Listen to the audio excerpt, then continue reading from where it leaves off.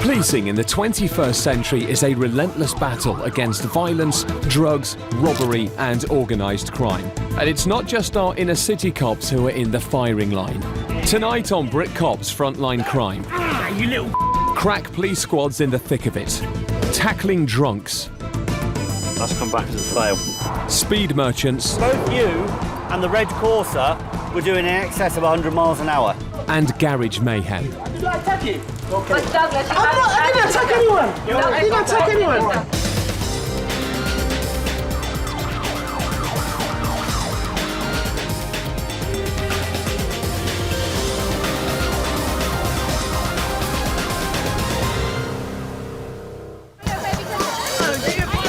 Downtown Plymouth on a busy Saturday night.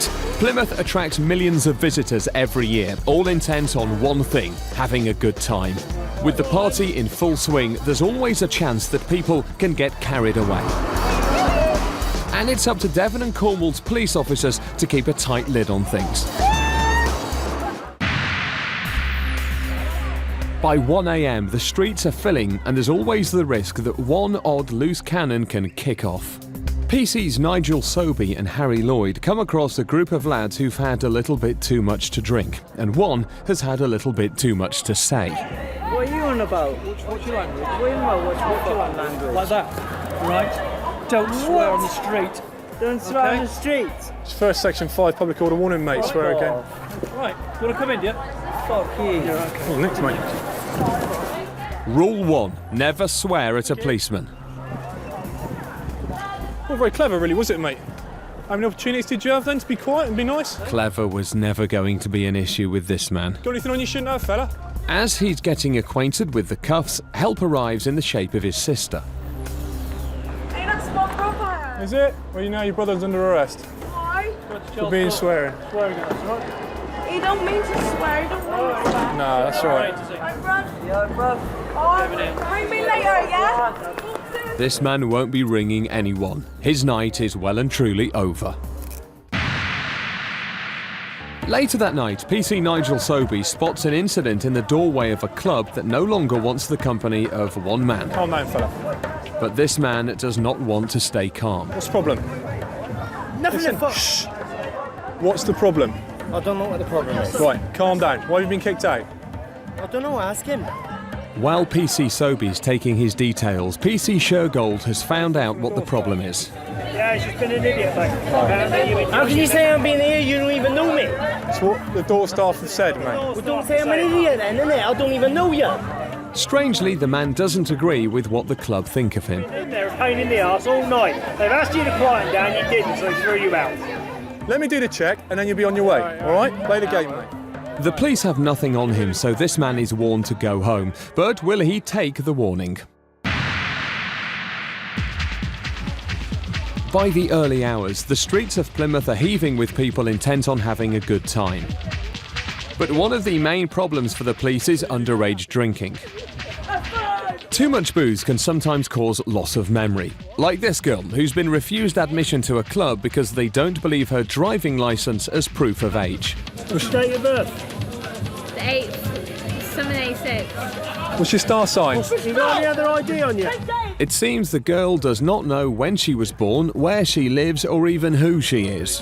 What's the address on your driving King's licence? been out since like 4 o'clock this afternoon and we don't answer my number. Right, what I would say is that if I'm actually caned and someone asked me where I lived, I'd I still really know. don't know where I live when I'm actually fucking getting. No offence, I'm not like trying to be like sarcastic or anything, but I really don't know where I live when I'm actually. With communication nearing meltdown, PC Tony Shergold then tries to shut her up. Listen. Just switch to receive, right? Okay. The picture doesn't look like you. Yeah, because So- I've had my hat. Receive. Just Okay. don't talk. I'm actually panicking drunk and I really don't know. Right, so go to Charles Cross tomorrow. They finally decide to keep her licence. She can pick it up in the morning. That's if she can remember, of course. It's now 2 a.m. and PC's Nigel Sobey and Tony Shergold are called yet again to a club for someone causing a problem inside. It sounds familiar. But when he's brought out, it's the same man as before, only this time he's wearing a different shirt. He may have a different shirt, but he's got the same attitude. Didn't we tell you to go away? Remember? Why have you changed your shirt? Changed my shirt, I went home. So did you have to go in there with a... Yeah, we just seen you in a different shirt, Nugget. Stay there. You're on camera, fella, as well. Get your head away. Get the fuck up! Yeah! You little... Do not wrist struggle! You will incur an injury, mate. Do you understand that? Who's got my notebook? Right, mate, at this moment in time, you're under arrest on suspicion of assault. You don't have to say anything in my own defence if you're not mentioned in questions, which later on in court. Anything you do say, maybe get over. Do you understand that?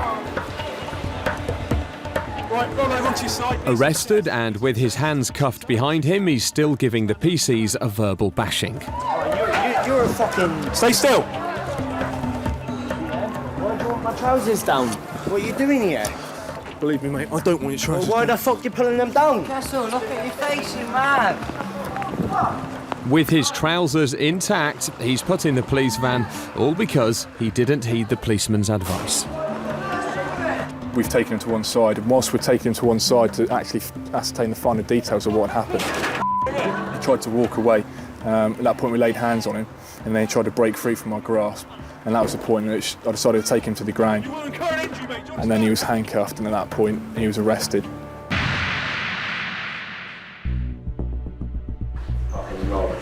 Congratulations, mate. Shut up, you Back at the station, the man is still kicking off. Face.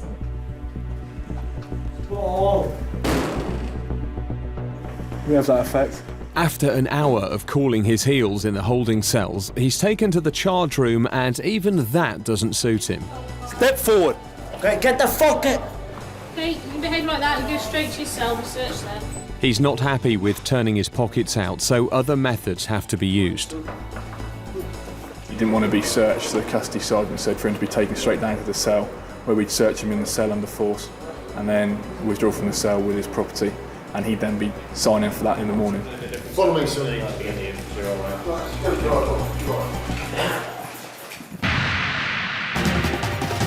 Coming up, the drivers who think the speed limit doesn't apply to them. So we've got 2 cars here doing it just in excess of 100 miles an hour.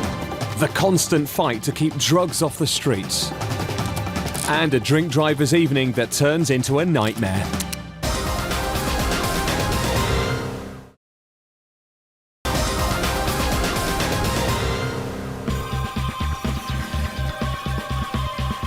Not all crimes happen at night, and with an area of over 4,000 square miles to patrol, Devon and Cornwall's police are constantly on alert.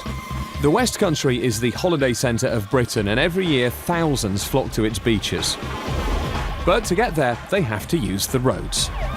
Last year, there were over 7,000 accidents in which 92 people were killed. The police relentlessly seek out the bad drivers. Today, traffic cops PC's Charlie Oliver and Steve Morris are preparing to take part in Operation Vortex in their unmarked car. Operation Vortex, a month-long operation, is targeting aggressive driving, speeding or antisocial driving, and people just being complacent, taking liberties with the speed limit and using mobile phones. First up, a double whammy when they clock 2 cars going over 100 miles an hour. So we've got 2 cars here doing it just in excess of 100 miles an hour. You can go alongside it, mate. Pulling both cars over onto the hard shoulder, our traffic cops decide to take a driver each. When PC Steve Morris questions the driver of the Mitsubishi, she has no idea why she's been stopped. Please be honest with me, you have no idea, speed-wise, both you and the red Corsa were doing in excess of 100 miles an hour. Unbelievable. The woman and her young daughter are on their way to a funeral, but at that speed, whose? I sympathise, however, in your frame of mind, especially with your daughter in the car as well. Even in a good car like this with good tyres at 100 miles an hour, if you have a blowout, it's all going to go horribly, horribly wrong. Do you have your driving licence on you? PC Steve Morris has to use all his powers of compassion to calm this driver down. All right, okay, it's all right. Stop shaking, calm down, okay? I'm not nasty. I'm not a horrible person. At over 100 miles an hour, in Devon and Cornwall Police, they suggest that we consider sending people to court, which would mean you would go to court and you'd lose your licence. I don't want to do that, okay? Because you know you shouldn't have been going that fast. What I am going to do is I'm going to issue you with a fixed penalty ticket. But whatever her excuse, this driver still gets a hefty fixed penalty. In the other car is a 17-year-old driver who was not only caught at the same speed, she was also on her mobile phone, and she'd only passed her test 6 weeks ago. Just over 100 miles an hour, it's not acceptable even in a decent car in good road conditions. And after getting her ticket, she's still on her phone. A little while later, yet another driver who obviously thinks that the 70-mile-an-hour speed limit does not apply to her. You'd get much closer to 100, could you? 99.92. Good afternoon. Reason you think we stopped you this afternoon? Speeding. Absolutely, yeah.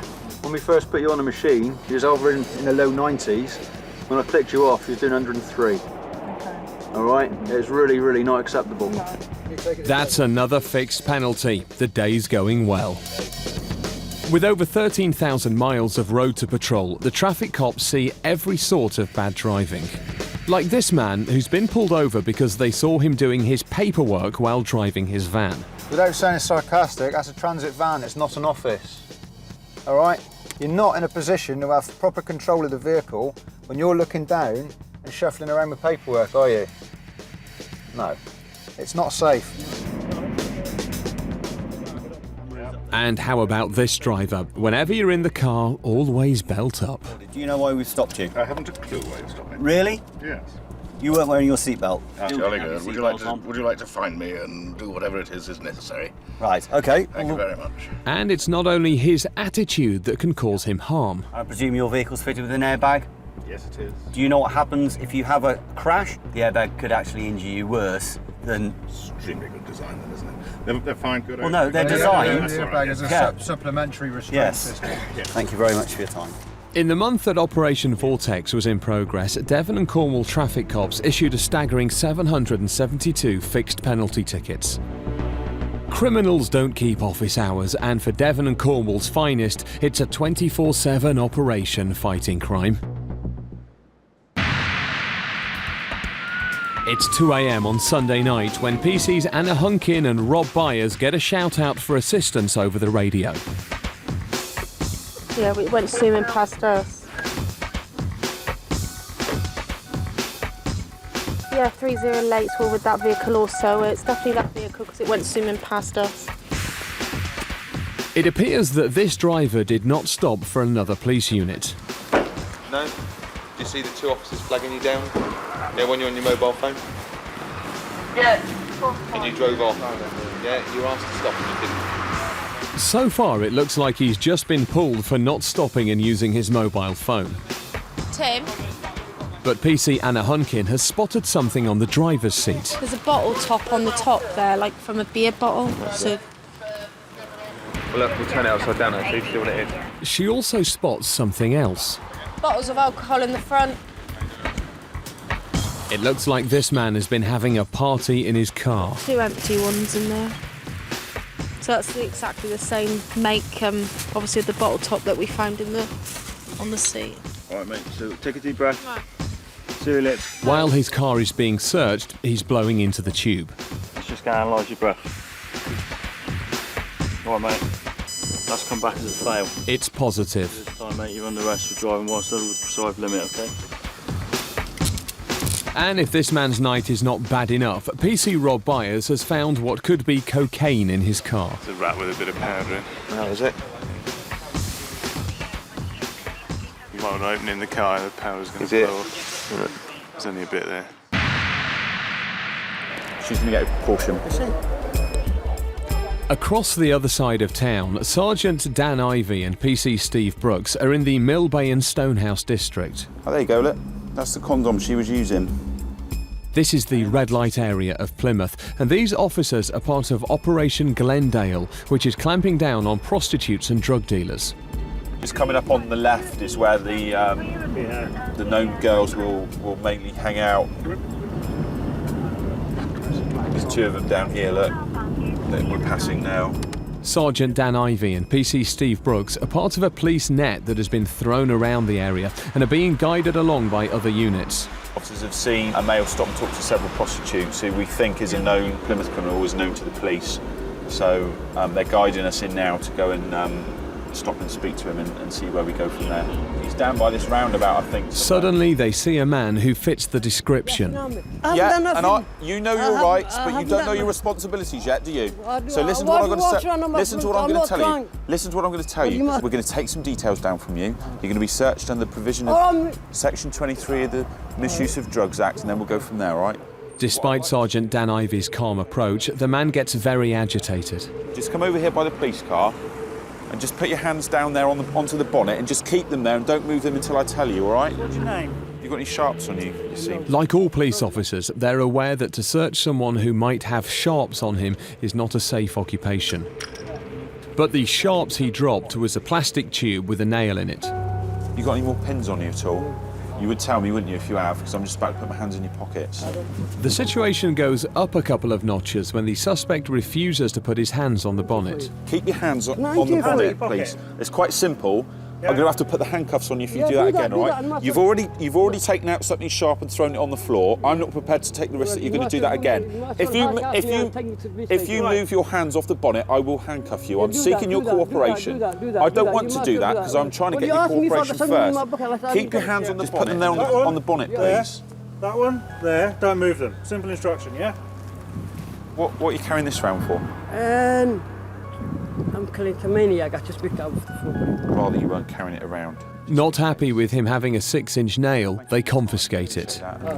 See you later. Having searched him and found no drugs, they have to let him go. We gave him advice that if he doesn't want to get into any bother, then don't come down here. That's the moral of the story, I think. What do you three do for a living? Not everyone who comes into the area is a criminal. Sergeant Dan Ivy spots 3 lads who look like they're lost. Sorry? Oh, you're in the Navy? All 3 of you? This is Mill Bay, area of Plymouth, yeah? Yeah. Lots of prostitutes. You lads have got a reasonable amount of money compared to the people that hang around down here, and there have been a number of street robberies of naval personnel. They're warned to keep out of the area. It's dangerous and they look prime targets for an attack. You've got big lottery hands above your heads at the moment, identifying you as naval personnel who are going to come to the attention of the police through being assaulted or worse than that, perhaps being robbed.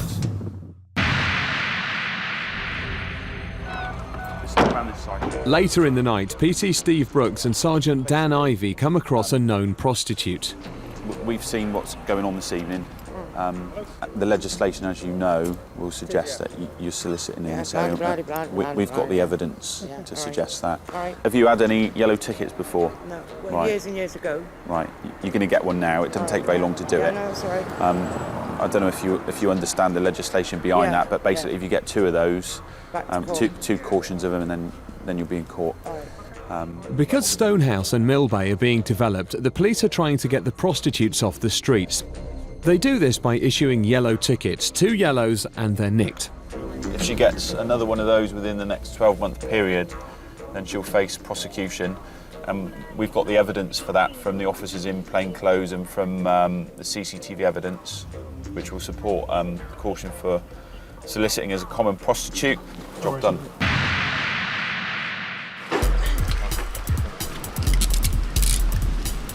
Meanwhile, for the drink driver, it's got a whole lot worse. Having blown positive in the breathalyzer and with possible drugs found in his car, he's arrested. In the holding cells, he's slowly realising what's happened. At the charge room, the arresting officer reads out the list of charges against him. Gent made off, then my colleagues searched the car and they found a wrap. So he's been arrested at 02:38 for possession of a controlled drug. Can I just say, never in my life have I ever taken a Class A, which they allege that I have. Do you understand why you're here? I understand that Okay, we've got an authorised detention here, so we can carry out a breathalyzer procedure on a bigger machine than the one that you used at the roadside, and also so we can secure evidence and obtain evidence by way of questioning you, so you'd be interviewed about the allegation about the drugs in the morning. That's fine. Have you been in custody before? No. While the man is being charged, the possible drugs found in his car are being bagged as evidence. The drugs that we've got here with the paper wrap, at some stage in the future, obviously the chap's going to have to answer for what it is and how it's in his possession. Is he already gone down? Yeah. And the official alcohol reading has come through. We blew 68. A lot. Yes, It's but twice the legal limit. It was a good spot from the officer that was on Union Street to begin with. And obviously us when he was driving down to Knott Street, and the other officers when they saw him driving into Princess Street where he was located. So yeah, very good spot by all the officers. But the night was not a complete success. The suspected drug dealer, who was stopped earlier and released, had given a false address. Coming up, how fingertip searchers help capture the criminals, the crime that shocked a community, and the real CSI gets forensic. Trains are my favourite.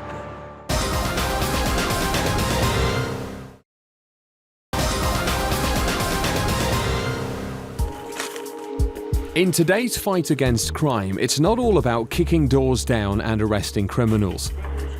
Behind every successful conviction are hours of methodical police work and painstaking searches. Sunday, 10 a.m. in the Stonehouse area of Plymouth, and officers from D section of Devon and Cornwall's Police Tactical Aid Group are searching for clues to a vicious assault that took place the previous night. Two men, one aged 30 and the other 60, were attacked and robbed of their wallets and mobiles. But luckily for the police, the whole incident was captured on CCTV. Team leader Sergeant Andy Thompson gives the briefing. Offenders came that way, victims came that way. They met at this post. One offender's gone past them, and the second offender's gone on the outside of them on this inside. And basically, as they've gone past, it's just given a massive left hook as he's gone. There's no way to avoid it out of the blue, and mate, it's just gone slap down to the street. As with every police search, it has to be done methodically. D-section cordon off the area where the assault took place and soon find a bloody rag where one man was beaten. Everything is picked up in case it's vital evidence. Nothing is overlooked. Even cigarette butts are taken for potential DNA. At the moment, I've got my team doing crime scene searching. We've done a very finite fingertip search of the inner scene, which is a small area where the offence actually took place, and we're now doing more open line searches of the more general area, the outer cordoned area, to see if there's anything being dropped or discarded by either the offenders or the victims.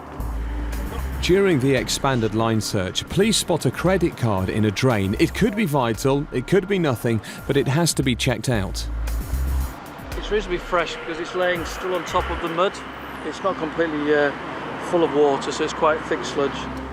Straight back, Tommy, look at that. So it's time to roll up the sleeves and get down there.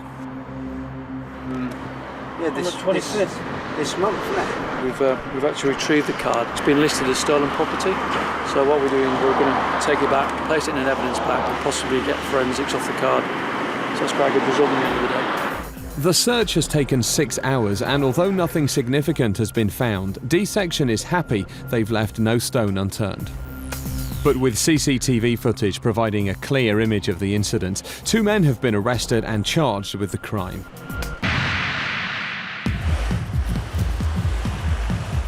It's early Wednesday morning, and Sergeant Dan Ivey and his team from C-section of the Tactical Policing Team are on their way to do house-to-house calls for outstanding arrests.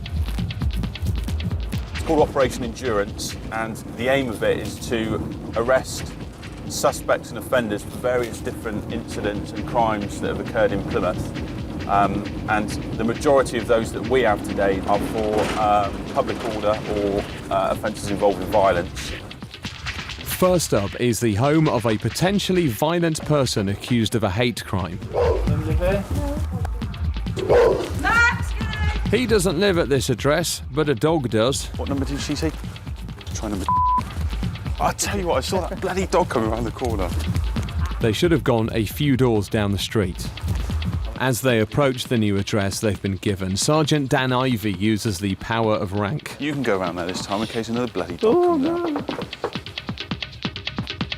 This time, no accused and no dog. Further down the road, a woman calls them saying that she has a phone call from the man they want to arrest. Sorry, who are you speaking to there? Right. It's the police. We need to come and speak to you about something. Could you just let me know where you are so that we can come and speak to you, not bang on everybody's door apart from yours, it would seem. Right, OK, how long will it take you to get there? Right, ideal. All right, mate, we'll see you in a minute. Brilliant, thanks a lot for your help with that, all right? Appreciate that. Sergeant Dan Ivy arranges to meet the man outside a bookies in town. He was initially a bit abusive to me down the phone, but when I managed to convince him that it was in his best interest to speak to us, he's decided that he's going to meet us in 10 minutes outside the bookies in town. True to his word, the man is waiting where he said he would be. For Sergeant Dan Ivy and his team, this has been a result. In another part of town, D-Section Tactical Aid have been called in to search a disused reservoir for a shotgun used in a local robbery. Their job is to look for the gun and any jewellery the suspect may have thrown away. We're hoping it's all contained in the bag because there's more chance they're likely to find that. If it's down to individual pieces of jewellery, we're obviously going to reassess our search plan. It's dirty and potentially dangerous work as the disused reservoir is clogged with weeds and visibility is bad. When you're getting all tangled up, you can barely move. No one said it's going to be easy. As the day wears on, it's becoming obvious that this is a needle in a weed stack problem. Well, the trouble is that weed's so thick, it's difficult. So until they can clear the weeds, this search will have to wait. Sergeant Dan Ivy's tactical policing team are on their way to the next call. You're going to love this. This is like the Britain's Got Talent of Plymouth's criminal fraternity. It appears that the man has been accused of stealing 40 paving slabs and a disc cutter from his workplace. Intelligence received by the police says that the suspect has recently laid a patio at his home address.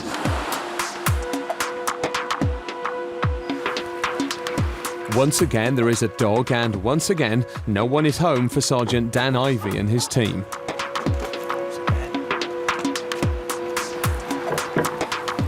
But suddenly, his wife turns up. Hiya, all right? You know where we can find him? It seems that the man is at work, and she offers to bring him to the station rather than embarrass him on the job. What about if you pick him up and take him to Charles Cross? Yeah, that's that would fine. Be better. Yeah, I'll go and get him now. That'd be better. Yeah.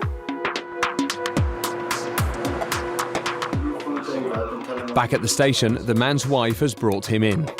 Arrested, he's taken away to find out what happened to those missing paving slabs. And then just ask at the front office and they'll give you a seat here. Another happy customer.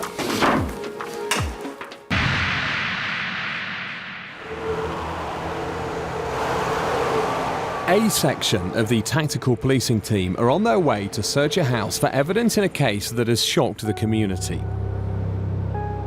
Thieves have stolen 3 bronze plaques from the War Memorial on Plymouth Hoe. It's a crime that has also shocked the officers who are about to conduct the search. I think it's very high profile public-wise. It's in the papers, and there's a lot of bad feeling about this. It certainly hits a nerve with a lot of ex-services and currently serving service people. So yeah, we want to resolve this as soon as possible.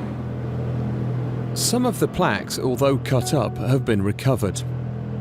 Acting on information, A section decide to raid a house.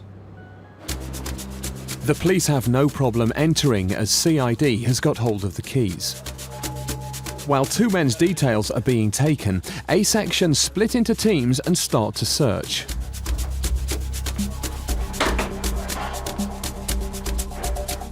First up are some power tools that the police are suspicious of. And these are brand new. In my opinion, they could be stolen. So we have the power to take these and some investigation on them. But obviously, yeah, they might have been used as well to cut the plaques up. Another team has found a batch of receipts. First item I've located is a receipt from a scrap metal company. This scrap metal company is where the plaques were found. Obviously it ties in this gentleman to that scrap metal company. Second item is a purchase agreement for it's for an angle grinder, disc cutter and a spanner. And obviously these items may have been hired to cut up the plaque. While the two men in the flat wait, officers from A section assemble all the evidence. The two men are arrested and taken away. Following the search, we have retrieved a number of power tools and electrical items which could possibly have been used in the theft. We currently have two people in custody. They're going to be they're waiting to be interviewed now by CID, and then any of the power tools will be sent off for forensic examination, so we can link it to the crime.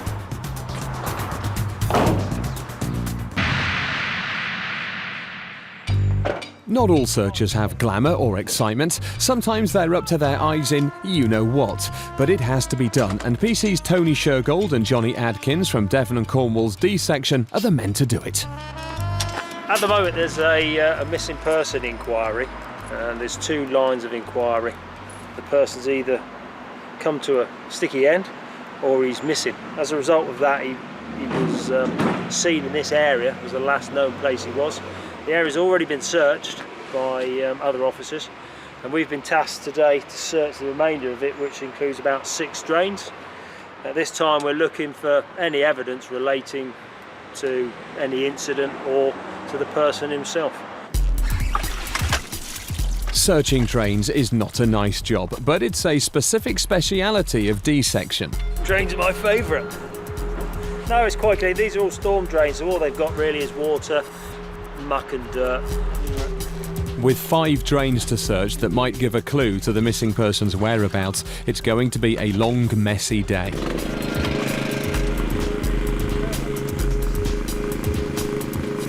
Because the incident happened a while ago, we don't know exactly what the drain level is. So basically what we do is clear it of all, get the water out, get all the leaves out and everything, so it can at least be properly searched. We don't know what we're really looking for. It could be anything from very small items, credit cards, or indeed if it's a murder weapon. It has to be done properly, and that means getting your hands in it.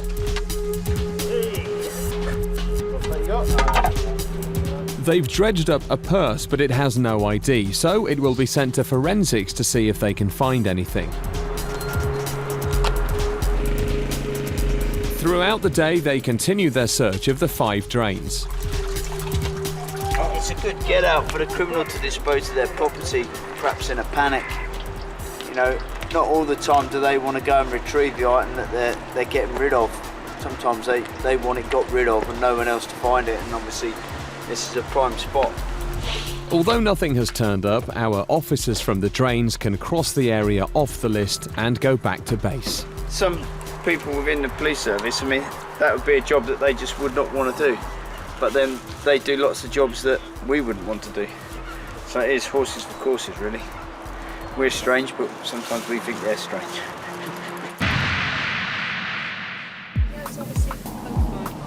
It's a busy Saturday morning, and PC's Anna Hunkin and Rob Byers are patrolling in the rapid response car when they get a shout.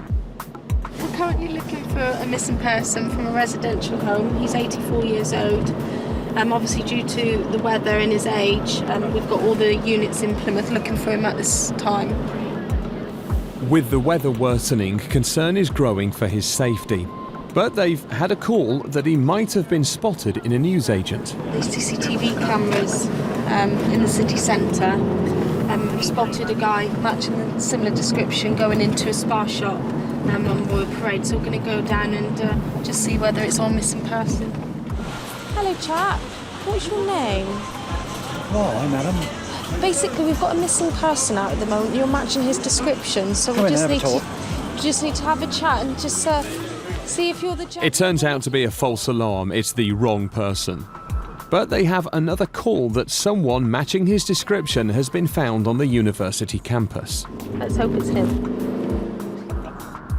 When PC's Anna Hunkin and Rob Byers arrive, another unit is already there, and it is the missing man. He's fine and well, and just a little confused as to his whereabouts. Hello. That's it, and even a good-looking police officer to greet, right? Especially that one, I'll say. The elderly man is being given a lift back to his house, and for PC and Hunkin, it's a great result. Excellent result. Very good result.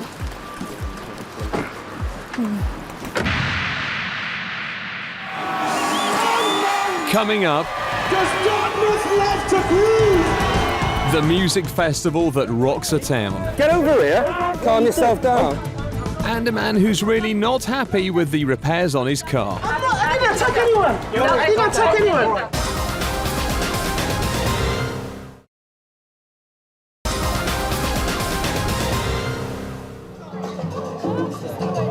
It's the weekend, and C-Section of Devon and Cornwall's Tactical Aid Group are on patrol at the music festival in Dartmouth. Usually the reserve of middle-class holidaymakers, once a year the town is invaded by teenagers. The main problems for the police are underage drinking and smoking cannabis. We're talking about 13, 14-year-olds who, for some reason, their parents let them come out, let them drink, let them get drunk, they congregate in big gangs. And to be fair, they're having fun. They're being silly, they're playing silly games like 13, 14-year-olds do. However, when alcohol's on board as well, we turn up and they're a little bit more cheeky than they would be without the drink. The biggest problem the police have is stopping the kids from getting the booze. Many are too young to buy it and rely on older friends to get it for them. How old are you, my love? I'm 16. Oh yeah, why are you drinking? I've just seen you put a bottle back there. Whose is this box here? This mine. Is it, how old are you? I'm 19. Okay, listen mate, no, I'm going to seize this from you, okay, because underage people are drinking your beer and we're not having it, okay? We're going to just take this, don't get involved guys, just don't get involved, all right? I don't hear anyone shouting anything, just don't get involved. You're going to bring a crate of beer out, you're going to have to be careful who's drinking it, aren't you? The man is cautioned and his stash of booze is taken from him. Basically because he's supplying to an underage female, I've seized them from him. They'll be at Dartmouth Police Station. Hopefully he won't be able to give any more drinks out to anyone tonight. But for the police, it's just one big cat and mouse game to try and keep ahead of the teenagers who want to drink. Once we've caught them once, they're ready for us, and every time we come back now, I think there'll be little spotters out looking for us approaching and the beer gets hidden away. So it's very rare we'll get another stash of bottles like we did before. I'm not a part of this. In your bag, my love.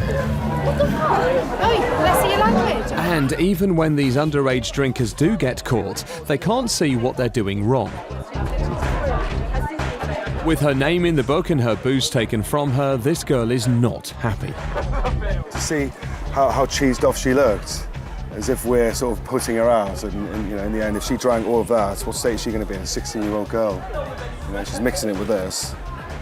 She'll be blind drunk in a couple of hours, causing us more problems, won't she? I'd imagine this liquor store's going to be quite full by the end of the night, isn't it? Hey?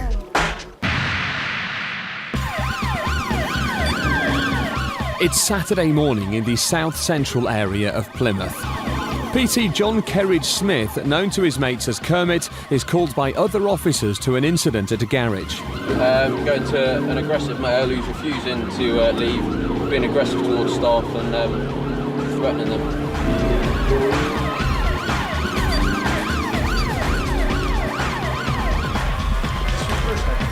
A row has got out of hand because a customer refuses to pay for repairs on a car he brought to his local garage.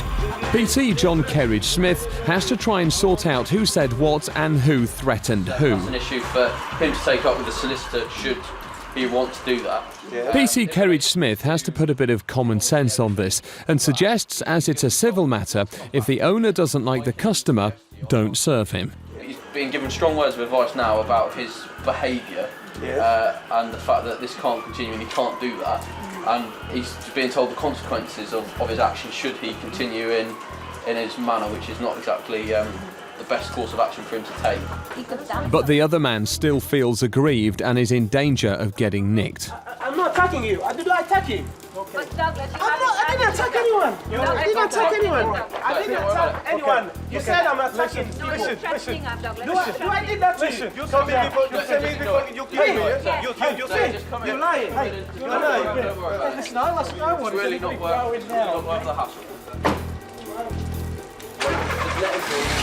With the man in his car, he's given one final piece of advice and told to go on his way. Like I said, at the moment this is not the time to discuss. But I want my car, no second hand, new. Because I don't want to come in this garage. Okay, well that's up to you, isn't it? That's up to you. Okay. Okay. Thank you very much. Thank you. It could have turned nasty, but common sense and good policing came through. Right, cheers for that, mate. The gentleman that you saw me speaking to basically said, I'll fit you a brand new clutch then if you go and buy it. He wasn't happy with that, so he's basically just been effing and blinding at him. As you see, he's made threats like that. They don't perceive him to be real. And they've all just been offered words of advice really about the civil matter about the car and just about his behaviour really, so hopefully that'll be the end of that, hopefully.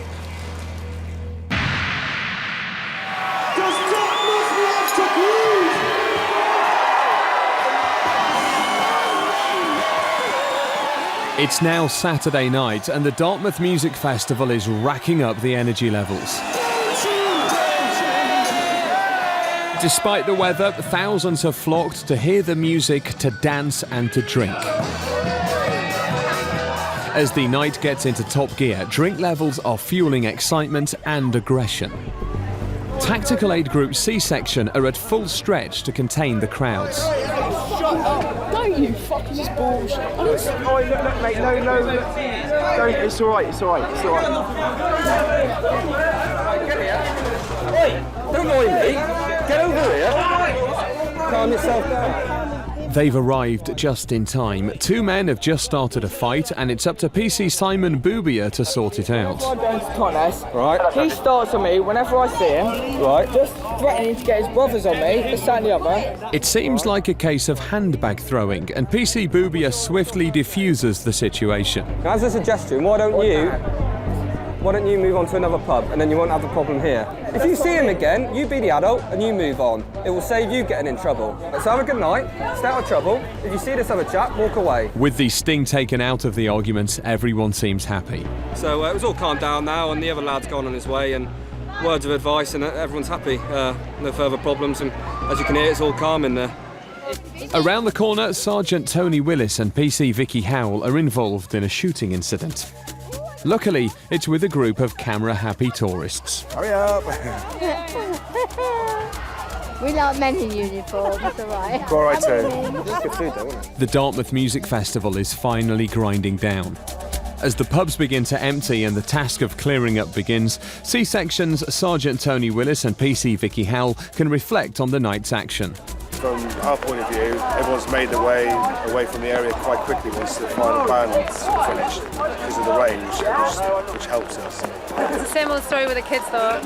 It's, you know, every time we come to these events, it's always the kids and it's always the alcohol that causes the most problems. Antisocial behaviour basically. It's trying to get a balance between letting the kids do what they want to do but stopping them from crossing the line basically.